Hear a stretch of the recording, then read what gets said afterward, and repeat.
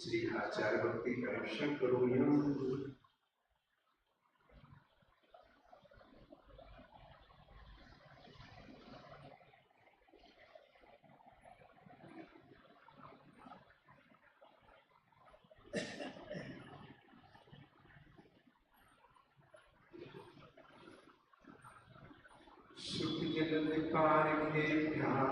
सुपरमतुभावना पटुमतिभ्या सुचतुर्गो नमो गुरुभ्यः गुरुभ्यः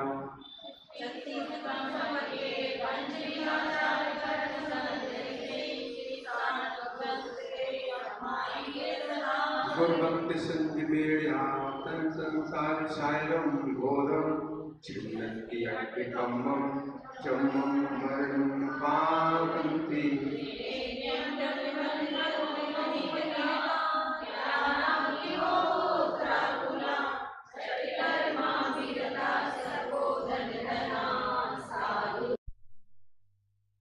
शीला प्रावरणा गुण प्रणा चंदार्किते ज्योतिका मोक्ष द्वार कपाट पाटन भटा प्रीणन्तु मां साधुवा।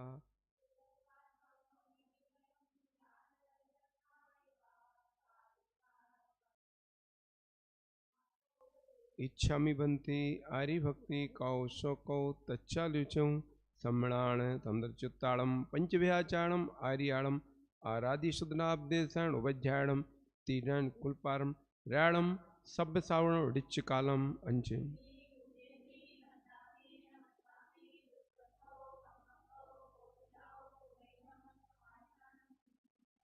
कल्पान्ते काले बचना विषया गुरूणां लोकोत्तराखिल गुणस्तननं प्रशंसा स्वामी नमोस्तु शिरसा मनसा बचोमि दद्या शिवं विमलसा गरिशूरवर्या तोभ्यं नमारभिषमा तव तेजकाये तोभ्यं नमः शशिसमुज्ज्वलवैभवाय तोभ्यं नमो दुरितजालिविनाशनाय तोभ्यं नमो गुरुविरागिशिवप्रदाय तोभ्यं नमोस्तु भवसागरतारिणाय तोभ्यं नमोस्तु भवदुःखनिवारिणाय आध्यात्ममूर्ति गुरुदेवे नमोस्तु तोभ्यम् आचार्यवर्य शुभिषो दे नमोस्तु तोभ्यम्।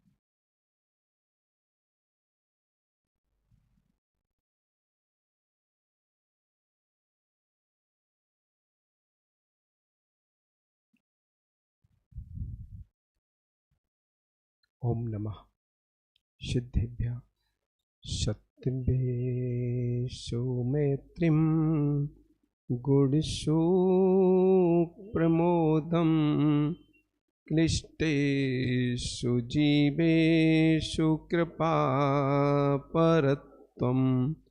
मध्यस्थभावं विपरीतवृत्तो सदा ममात्मा विद्धातु देव सदा ममात्मा विद्धातु देवो। नमो अरिहन्ताणं नमो सिद्धाणं नमो आयरीयाणं नमो वज्जायाणं नमो लोये संविसाहुणं। बोली पंच परमेष्टि भगवान की, देवादिदेव श्री आदिनाथ भगवान की, मूल नायक 1008 श्री पार्श्वनाथ भगवान की, वर्तमान शासन नायक श्री वर्धमान स्वामी की, आचार्य भगवान श्री कुंद कुंद स्वामी महाराज की, आचार्य भगवान श्री समंत्रबद्ध स्वामी महाराज की, आचार्य भगवान श्री रवसेन स्वामी महाराज की, आचार्य भगवान गणाचार्य श्री ब्राक सागर जी महाराज की, चर्या श्रोमणी अध्यात्म योगी पट्टाचार्य गुरुवर श्री विशुद्ध सागर जी महाराज की, 3 कम 9 कोटि मुनराजों की, द्वादशांग छिंदवाणी माता की,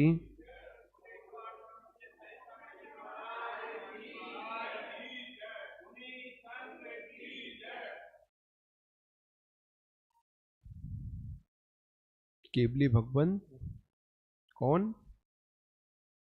कुलभूषण और देशभूषण, मतलब पूरी पुरानी कथानक बता रहे थे। तो ये पूर्व में 2 भाई थे नहीं, कौन? रत्नरथ और निश्चित रथ। और इनका दूसरा भाई कौन था? जो पूर्व पर्याय में जो इनके पिता का मित्र था, जिसको इनने मारा था, हैं? वो कौन बना था? इन्हीं का सौतेला भाई। क्या नाम था उसका? क्या था नाम? नहीं मालूम? उसका नाम क्या था? तीसरे भाई का नाम, तीसरा भाई जो उदित ने मारा था और मर के कौन बना था? अनुंधरा, अनुंधर बना था। क्या नाम बना था? अनुंधर। अब इनकी तो बता दी पूरी, ये केवली बन गए। ये क्या हुआ? ये रत्नरथ और निश्चितरथ तपस्या करके और स्वर्ग गए, स्वर्ग करके आके क्षयपंकर राजा के पुत्र हुए। अच्छा, ये इनका क्या हुआ? उसकी कहानी आगे आ रही है। क्या हुआ? अनुंधर तापसी हो गया। भाई को निकाल दिया था, नहीं भाई ने निकाल दिया था, तापसी हो गया।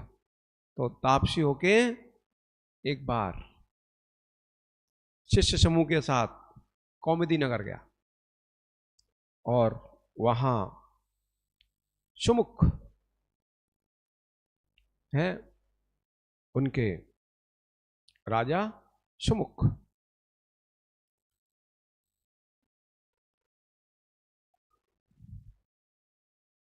हाँ, ये अनुंधरा तापसी होकर शिष्य समूह के साथ कौमुदी नगर गया और वहां राजा सुमुख, हाँ, राजा सुमुख का प्रधान जो महारानी थी उसका नाम था रतिवती।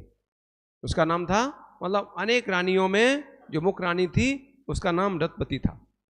और उसके एक वेश्या भी थी राजा के, उसका नाम था मदना।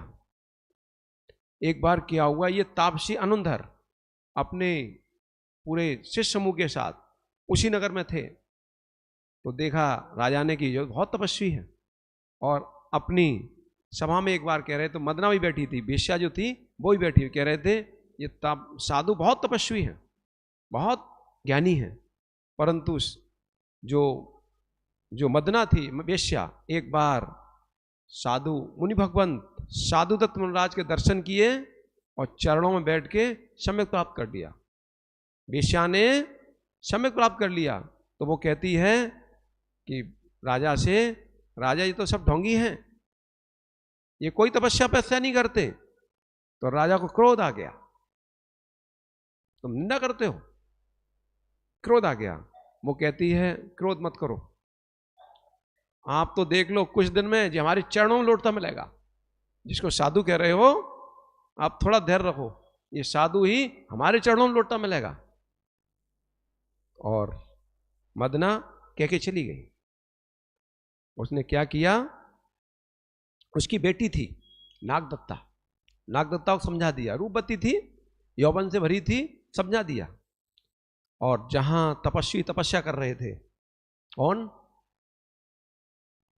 वही अनुंधर, जहां तपस्या कर रहा था वो पहुंच गई, मतलब वेश्या की बेटी पहुंच गई और अनेक भाव विलास करने लगी, मतलब नृत्य करने लगी, अपने अंगों का प्रदर्शन करने लगी थी। मतलब ऐसा ऐसा नृत्य किया, ऐसा वहां हाव दिखाए कि जो अनुंधर थे पर विवल हो गए, परेशान हो गए, मतलब काम के वेग से पीड़ित हो गए।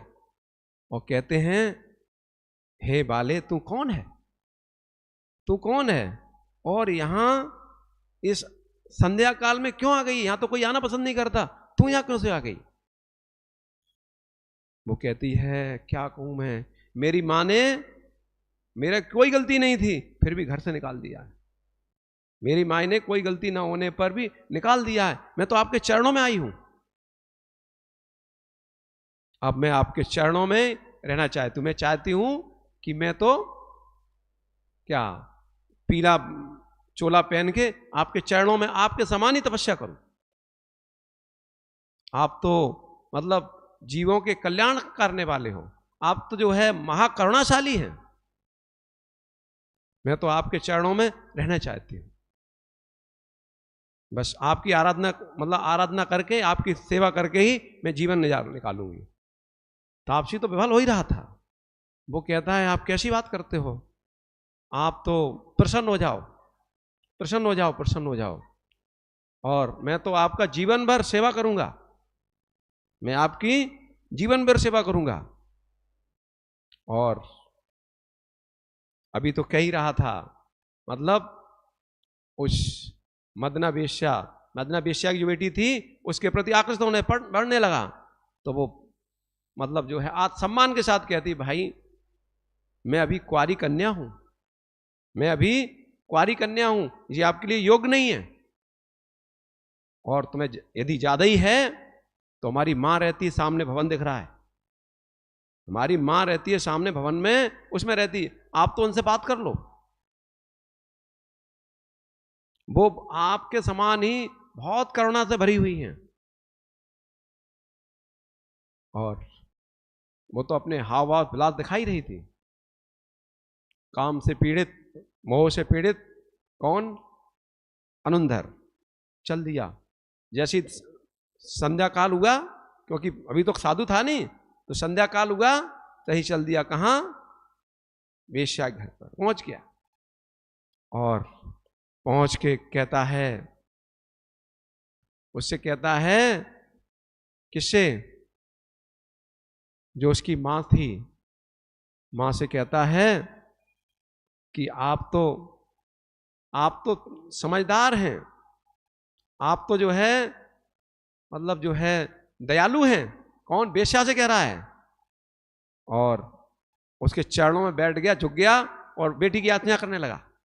संकेत से पहले से तैयार थे नहीं, संकेत से राजा को बुला लिया, राजा ने देखा ये तपस्वी कह रहा था, राजा को आ गई क्रोध, उसको बंदी बना लिया और राजा के अंदर रख लिया।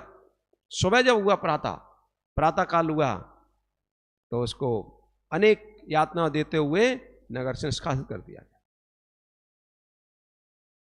और वो तापस भटकता हुआ एक दरिद्री कुल में, अनेक कुगोनियों में भटकता हुआ एक दरिद्र पुत्र हुआ।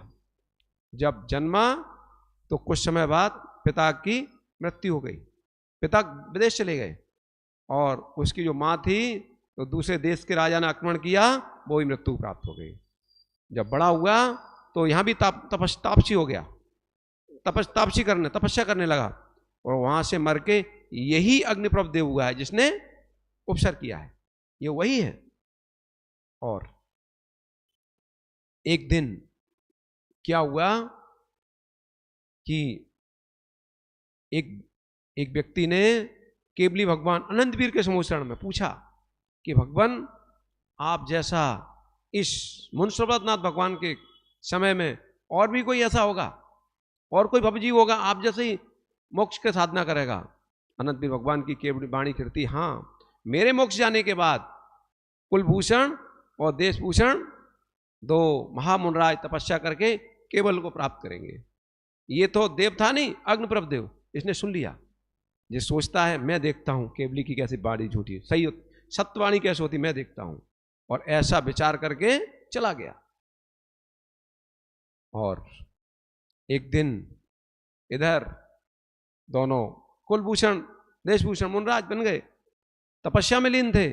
अवध ज्ञान से जाना कि दोनों मुनराज इस पर्वत की चोटी पर तपस्या में लीन है। जैसी जाना तो उसने मैं देखता हूं केवली की वाणी कैसे सत्य होती, मिथ्या करूंगा मैं, अनंत वीर की बात को मैं मिथ्या करूंगा। और आ गया और अनेक उपसर्ग करने लगा। उपसर्ग करते करते जब तीसरा चौथा दिन हो गया, जब रामचंद्र जी और लक्ष्मण आए, मतलब आप दोनों आए, तो जैसे ही उसने अवध ज्ञान से जाना ये तो बलभद्र और नारायण है, चरम शरीरी हैं। जब जाना और अपने देव का जो इंद्र था उसका भी खौफ था, भाग गया। ये मतलब व्यक्ति अपने मत की पुष्टि के लिए कुछ भी करने को तैयार हो जाता। अंदर जो भरा होता है नहीं, मैं बदल दूंगा, बदल नहीं पाओगे, कोई बदल नहीं पाया। और दोनों मुनराजों का जो देव आए थे, सभी देवों ने अपनी वंदना करके स्तवन करके, और वहां और आया था वहां देव जो पूर्व में इनका पिता था, कौन? कुलभूषण और देशभूषण का पिता था। कुलभूषण दोनों मुनराज बन गए और पिता महान संताप को प्राप्त हुआ, और संताप को प्राप्त होके आर पानी छोड़ दिया और उससे मृत्यु हो गई। मृत्यु होके सुवर्ण कुमार देवों का अधिपति महालोचन नाम का देव हुआ था, वो भी उस समय सभा में आया हुआ था। तो वो भी राम लक्ष्मण से कहता है आपने हमारे बेटों का अवसर दूर किया, आप हमारे लिए क्या चाहते हो, मतलब कोई इच्छा हो तो मांग लो। राम लक्ष्मण कुछ भी नहीं बोलते। अरे कौन बोलेगा, किससे मांगना? तब कहता अंत में यदि कोई आवश्यकता पड़े तो आप तो याद करना, मैं उपस्थित हो जाऊंगा। और जब समस्त जो राजा थे महाराजा थे उनने देखा ये रामचंद्र तो चरम शरीर ही हैं, इसी मोक्ष से मोक्ष जाने वाले हैं। केवली वाणी से जब वहां निकला तो सभी कहते हैं भाई हमारे साथ चलो। उस नगर का राजा वो भी कहता है चलो हमारे साथ चलो, पर राम ने जाना स्वीकार नहीं किया। नहीं किया तो क्या उसी पर्वत पर अनेक सुंदर भवन निर्माण करा दिए, रहने के लिए सारी व्यवस्थाएं हो गई, अनेक भोजनशालाएं खुल गई, क्रीड़ा स्थल, श्री जनालय, अनेक तरह के स्वर संगीत के जो स्वर संगीत के भवन, सब कुछ था, सारी व्यवस्था बन गई। मतलब उत्तम उत्तम सुखों को भोग रहे थे। और राजा ने अनेक, लिख रहे हैं हजारों श्री जनालय वहां विराजमान, श्री प्रतिमा विराजमान कराई वहां। कहां? उस पर, उस पहाड़ पर। और रामचंद्र सीता लक्ष्मण अनुपम सुखों का भोग भोगते हुए, पुण्य है तो सब जगह व्यवस्था मिलती है। गए तो जंगल में थे नहीं, जंगल में गए थे, जंगल में देव लोग व्यवस्था कर रहे हैं, राजा महाराज लोग व्यवस्था कर रहे हैं, कह रहे भी हमारे यहां रुको, फिर भी किसी को नहीं सुनते। जो कहते हैं हमारी व्यवस्था कर दो उनकी कोई सुनता नहीं, जो कहते हैं व्यवस्था सुन लो उनकी भी कोई नहीं सुनता, वही छोड़ के चले जाते हैं। संसार की यही लीला है। जितने धन के वैभव के पीछे भागोगे उतना वैभव भागेगा, जितना वैभव से दूर भागोगे उतना वैभव पीछे आएगा। अब कुछ दिन रह के विचार करते हैं कि यहीं हम बने रहेंगे तो हमारा लक्ष्य पूरा नहीं होगा। राम लक्ष्मण सीता वहां से निकलने का तैयार कर रहे हैं और विचार करते हैं कि आगे जो है नदी है और उसके बाद एक दंडक वन है जहां भरत की सीमा समाप्त हो जाती। वहीं दंडक वन के पास जाके अपना भवन बना के वहीं रहूंगा, ऐसा विचार करके राम लक्ष्मण सीता चल दिए। और चलते चलते चलते चलते साथ में कौन जा रहा था? जो वहां के राजा थे वंश स्थल के, कौन? सुप्रभ, वो भी अपनी सेना के साथ जा रहे थे। राम लक्ष्मण के अनेक बार मना करने पर भी जो नहीं वापस जा रहे थे, मतलब बड़े मुश्किल से वापस हुए और वापस आके मतलब सुख को प्राप्त हुए। और राम लक्ष्मण से चलते चलते कहाँ पहुंचे? उसी दंडक वन में, दंडक वन प्रसन्न हुए, जहां कर्णवा नदी, नदी के किनारे एक वृक्ष के नीचे बैठ गए। अनेक प्रकार की क्रीड़ाएं करने लगे, स्वादिष्ट फल, पानक रसों का पान करने लगे और वहीं रहने लगे, विश्राम वहीं रहने लगे। एक दिन क्या हुआ? सीता ने भोजन तैयार किया, सीता ने भोजन तैयार किया और भावना थी कोई मुनराज पधार जाए, भावना थी मतलब अतिथि सत्कार करने का अवसर मिले। सौभाग्य क्या है, देखते हैं 2 चारणरथधारी मुनराज आकाश से चले आ रहे हैं। सीता कहती देखो 2 मुनराज आ रहे हैं। राम कह रहे कहाँ? अरे देखो सामने आ रहे हैं। और वो महामुनराज मतलब 3 गुप्तियों के धारी थे, चले आ रहे थे और मासोपासी थे। जब आए तो सीता और राम ने विधिवत पड़घान किया, पड़घान करके निरंतर निर्दोष आहार दिया। जब आहार दे रहे थे, आहार दे रहे थे, बैठे हुए थे, मतलब देवलोक वर्षा कर रहे थे, पुष्पों की वर्षा हो रही थी, सुगंधित वायु चल रही थी, जय जयकार, जय जय, धन धन। जब आकाश गूंजा तो जो पशु सिंह व्याघ्र भागने लगे, परंतु एक वृक्ष पर बैठा था, कौन? गिद्ध, गिद्ध पक्षी, गिद्ध पक्षी बैठा हुआ था, गिद्ध। वो सोचने लगा, देखा मुनराज को, सोचने लगा, और दंडक वन में बैठा था, सोचने लगा मैंने क्या किया, मैंने क्या किया, मैं समझदार भी था, सब कुछ संपन्न भी था, मैंने क्या किया, मैं कितनी गतियों में घूम के आ गया, कितने कष्टों को सहा।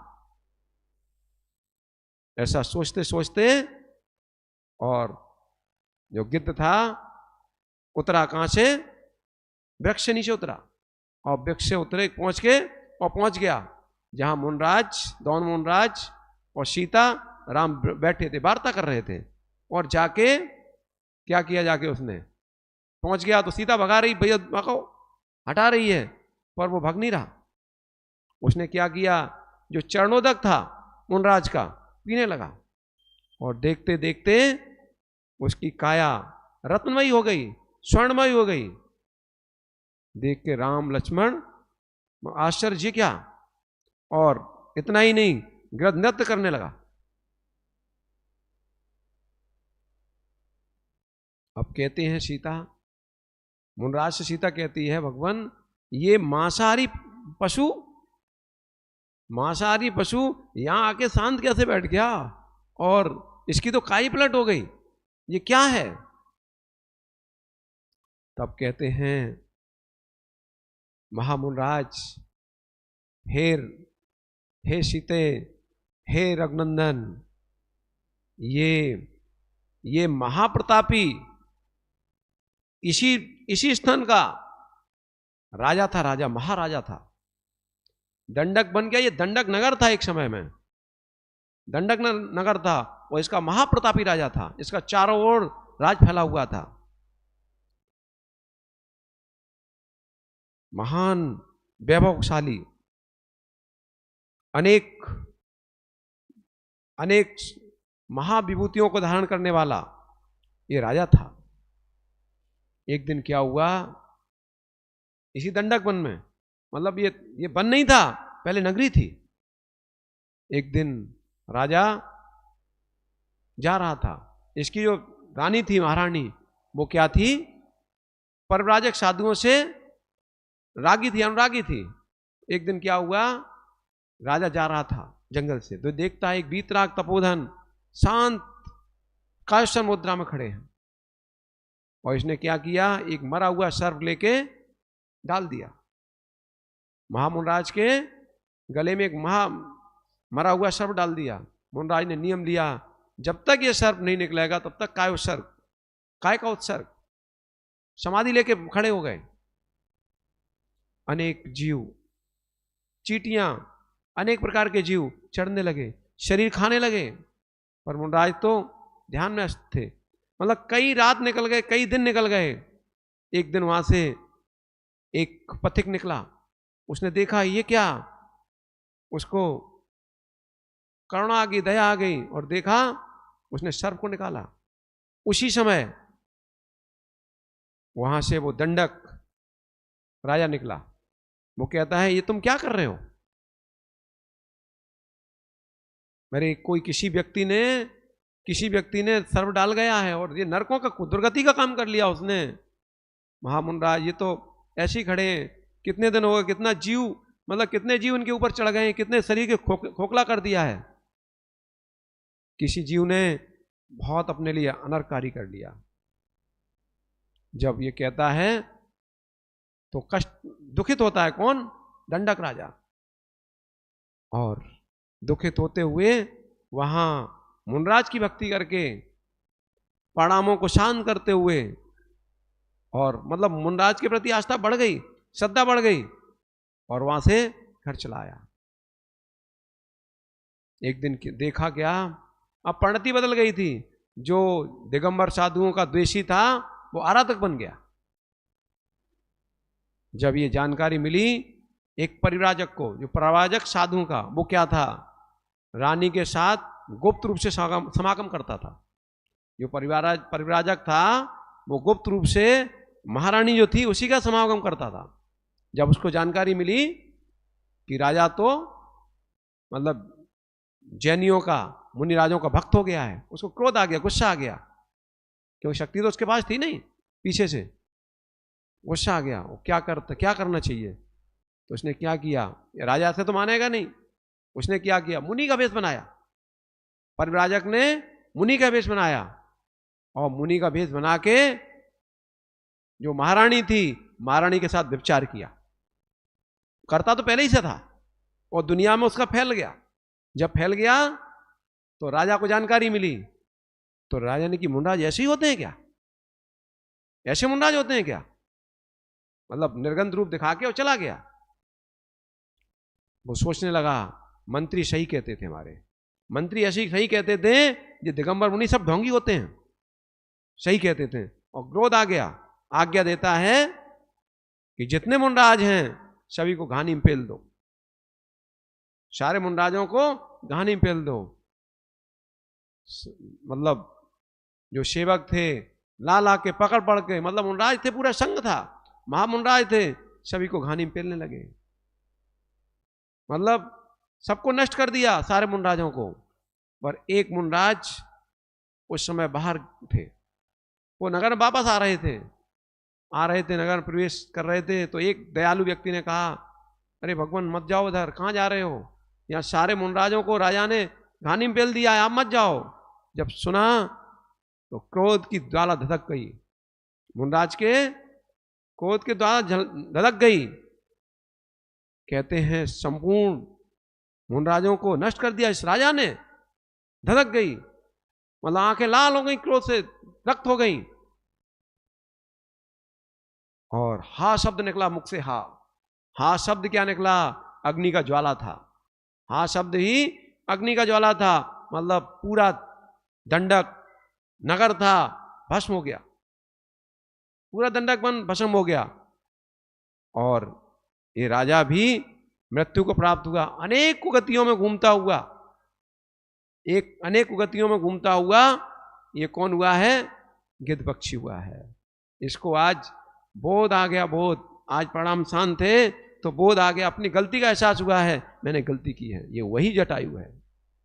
ये पक्षी जब बैठा था चरणों में, आंखों से अश्रुधारा बह रही थी, आंखों से अश्रुधारा बह रही थी। महामुनराज कहते हैं ये संसार की लीला विचित्र है। कहां ये जंगल, कहां राम लक्ष्मण सीता, और कहां मैं, और कहां तेरा संयोग। ये संसार की अच्छी लीला है। अब दुखी मत हो, अब दुखी मत लो। आप तो सम्यक समीचीन धर्म को धारण करो। अहिंसा, अहिंसानुव्रत, सत्यानुव्रत, अचौर्यानुव्रत और ब्रह्मचानुव्रत, परिग्रह परायणव्रत, इनका धारण करो। आंखों से आंसू झराता हुआ, मूली मतलब सर से स्वीकृति करता हुआ उसने 5 अणुव्रतों को धारण कर लिया। मतलब एक मांसाहारी प्राणी भी अणुव्रती बन गया। और सीता कहती है मैं कराऊंगा पालन, मैं इसके व्रत का पालन कराऊंगा। मतलब मांस भक्षी प्राणी रहने लगा। उसका नाम क्या रखा? जटायु रख दिया। इधर लक्ष्मण एक मदोन्मत्त हाथी था, जंगल में उसको बस में करके चले आ रहे थे लक्ष्मण हाथी में बैठे हुए। जब उतर के आए तो राम कहते हैं भाई देखते हैं ये पक्षी कौन सा, ये पक्षी, ये कौन सा नया पक्षी आ गया भाई। तो पूरी कहानी सुनते हैं, वो भी आनंदित होते हैं। और पक्षी जहां राम सीता जाते थे उन्हीं के साथ चलता था।